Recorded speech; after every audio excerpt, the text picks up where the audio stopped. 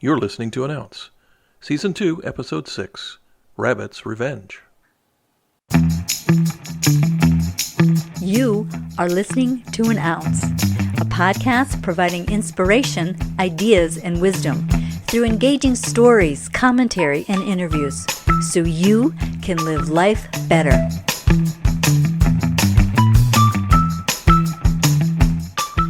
Hey, I'm Jim Fugate, and it's my privilege to share an ounce with you. Don't you just love bunnies? Those soft, cuddly, long-eared little creatures? Don't be fooled. It may be possible that bunnies are power-hungry little fiends plotting to take over the world and usurp power in any manner possible. Sure, they look docile, sweet, fuzzy, and adorable, but is it all a planned facade designed to lull humans into believing they're docile little puffballs just looking for affection and carrots? They must be seeking revenge for being stewed and roasted for dinner by humans for centuries. Don't believe me? Well, in 1807, shortly after signing the Treaty of Tilsit, ending the wars between the French and Russian empires, Napoleon Bonaparte decided to host a little celebration. A great hunt was to be held, and 3,000 rabbits were gathered to act as prey for Napoleon and his closest generals and friends. The hunters gathered and their prey was released. Hundreds of them began to rush straight for Napoleon. At first, he was amused, I'm sure. But as the rush grew closer, his gun bearers began swatting them away. The relentless bunnies pressed on. They began to mass about the emperor's legs and tried to climb. Napoleon decided it was time to beat a hasty retreat. As he made a beeline for the carriage, his horsemen and gun bearers continued the defensive efforts by striking at the long-eared maniacs with riding crops and the butt ends of muskets. The emperor made a narrow escape. This event was explained away as a mass of domestic farm-raised bunnies who had been gathered from local farmers by Napoleon's staff. These were kept in cages for a day or so without food, and upon seeing Napoleon after being released from those cages, the rabbits thought he was their keeper and rushed forward looking to be fed. But there are holes in that theory large enough to drive Napoleon's retreating carriage through.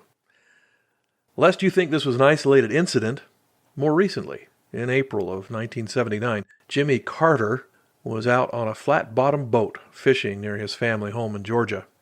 Suddenly, there was the sound of a splash at the edge of the lake.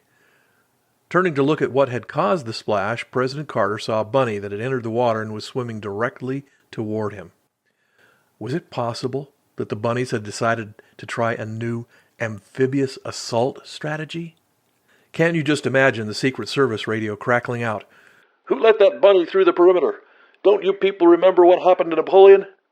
President Carter, though surprised, held his composure and struck out at the bunny with the paddle from the boat, splashing water and dissuading the would-be assassin from boarding the president's watercraft and taking him out. As this incident occurred while the president was enjoying some precious alone time for the White House photographer to capture, the entire assault was caught on camera. But the incident was downplayed as a desperate or crazed swamp rabbit escaping the dogs that were chasing it. And here's another surprising fact. Both of these incidents of world leaders being rushed by bunnies really did occur. So, here's the ounce. Humans have a tendency to make assumptions based on past observation and common stereotypes. We see bunnies as quiet and shy fuzzballs, but be careful, as this is not always the case. We assume that someone with little education is not intelligent.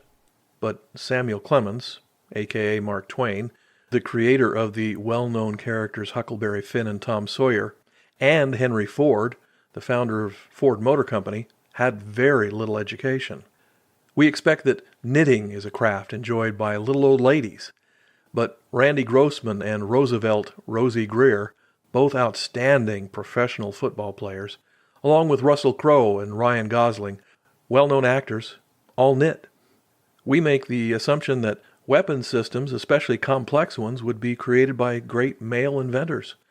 But Hedy Lamarr, a 1940s model, actress, and sex symbol, invented the radio broadcasting technology that dramatically improved weapons guidance systems and is used as the basis for the Wi-Fi you might be listening to this podcast on.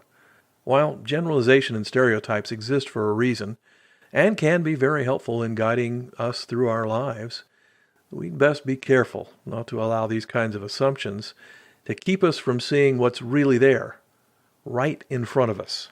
Like the fact that bunnies really are trying to take over the world. And that's it.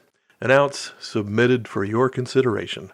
On our next episode, we'll learn about a powerful little lady once known as Agnes and how she changed the world. I'm Jim Fugate, and I'll catch you next time. That's an ounce for now. Thanks for listening and subscribing to this podcast. Listen again for more information, ideas, and wisdom, an ounce at a time.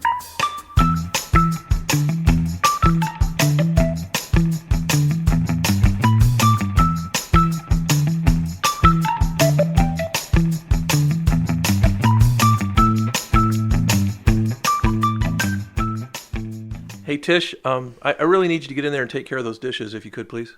Oh, really? Is this woman's work? Well, yeah, no. Dang it.